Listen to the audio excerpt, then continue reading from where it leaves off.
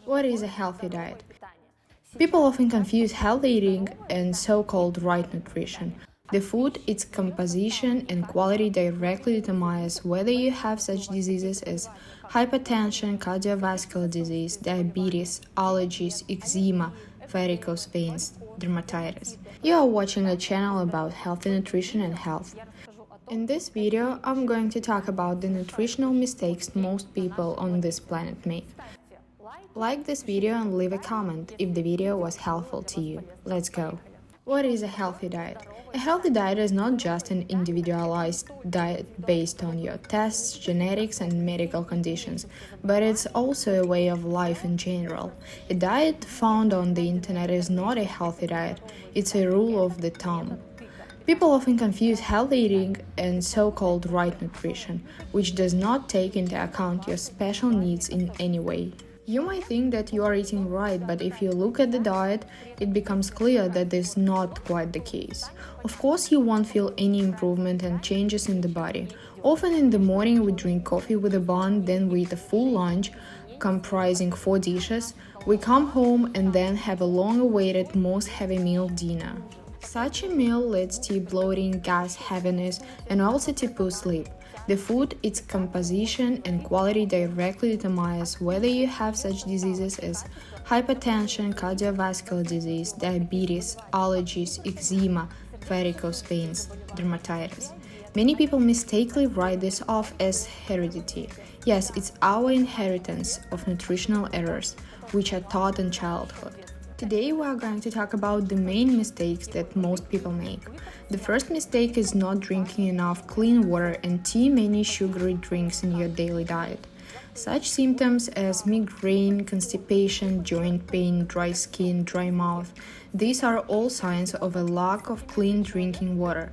Modern man drinks a lot of different drinks: coffee, sweet tea, latte, cappuccino, cocktails, juices, sodas. But all these drinks have an acidic pH and positive oxidation reduction potential, which is very bad for our cells.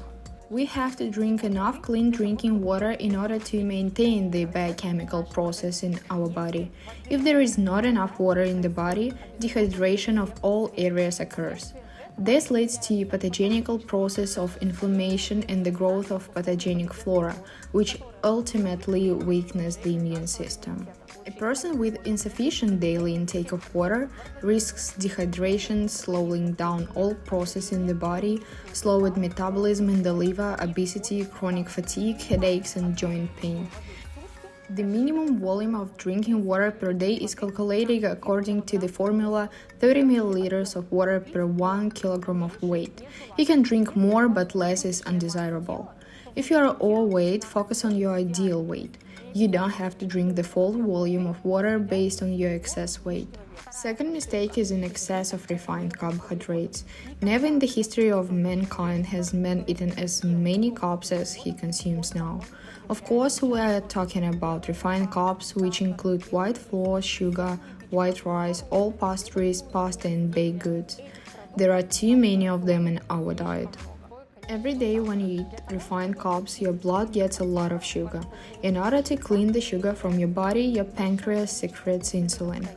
The high amount of insulin in your blood leads to even more cravings for refined carbohydrates, which in turn will cause insulin resistance, metabolic syndrome, obesity, and type 2 diabetes. Excess refined carbohydrates in the diet is the leading cause of hypertension, cardiovascular disease, neurodegenerative diseases, as well as depression and nervous disorders. Try to eliminate refined carbohydrates from your diet as much as possible. The third mistake is eating unhealthy foods or foods that cause inflammation. Strange as it may seem, many foods in our daily diet have an inflammatory effect on our body. So what is this group of foods? The first group, of course, is sugar and sugar substitutes. I really hope it's no secret that pure white sugar is not good for anyone. No matter what form you consume it in, whether it's common cane sugar, coconut sugar, beet sugar, it's still all sugar. The biggest myth is that our brain needs sugar. But our brain does not need sugar but glucose. Our body can get glucose from absolutely any form of carbohydrate, which include grains, vegetables, fruits, and berries. So there is no need to justify sugar consumption with the myths about the benefits to our brains. That said, a huge number of randomized studies confirm the relationship between sugar consumption and the development of cardiovascular diseases, atherosclerosis, obesity, type 2 diabetes, psoriasis, and other skin diseases. As for sweetness and fructose, that's a different theme, but I can already say that they are just as unsafe as sugar itself. They disrupt the microflora of our intestines, the carbohydrate balance. A lot of people substitute sugar with various fruit syrups, agave syrup, topinamba syrup. Unfortunately, not many people know that this amount of fructose is even more dangerous for our body than simple sugar. Our body cannot process fructose into energy. The liver is responsible for processing fructose. That is why excess fructose, which is more than 25 to 30 grams per day, leads to chronic hypertension, liver obesity, insulin resistance, and gout. Therefore, you shouldn't idealize fructose, whether synthetic fructose or natural. Even its amount should be strictly regulated. Studies also prove that fructose causes inflammation in the endothelial cells that cover the walls of our blood vessels. This is why fructose is also one of the causes of cardiovascular disease. The next group of inflammatory foods are trans fats. These include margarine, all industrial baked goods, fast food, and popcorn. How are trans fats made? Trans fats are created by adding hydrogen to liquid unsaturated fatty acids. Trans fats increase the level of inflammatory in the body, and they increase C-reactive protein and triglyceride levels. Foods with these kinds of fats, first of all, are bad for the heart. The next group of inflammatory products is pasteurized dairy products. Unfortunately, the majority of the population of our country consumes milk, but at the same time, 70% of our country has either primary or secondary lactase deficiency. This suggests that sooner or later you will have a rather poor digestion of dairy products. Your intestines are unable to produce the digestive enzyme lactase, which is involved in the processing of the milk sugar lactose. If you experience symptoms such as bloating, gas, discomfort, heartburn, dizziness, headaches, rashes, acne, or dryness after consuming dairy products, you need to eliminate dairy products from your diet. In addition, we must remember that pasteurized milk contains almost no useful substances. They are artificially created, and essentially we don't get the quality protein and quality fats that we would get from fresh milk. If you are not ready to give up cow's milk products, at least replace them with goat's or sheep's milk. This type of dairy contains casein type A2, which does not cause inflammatory reactions. The next group of inflammatory products is processed meat, which includes various kinds of sausages, smoked meats, and uncooked foods. These products have a high content of glycation and products. What is this?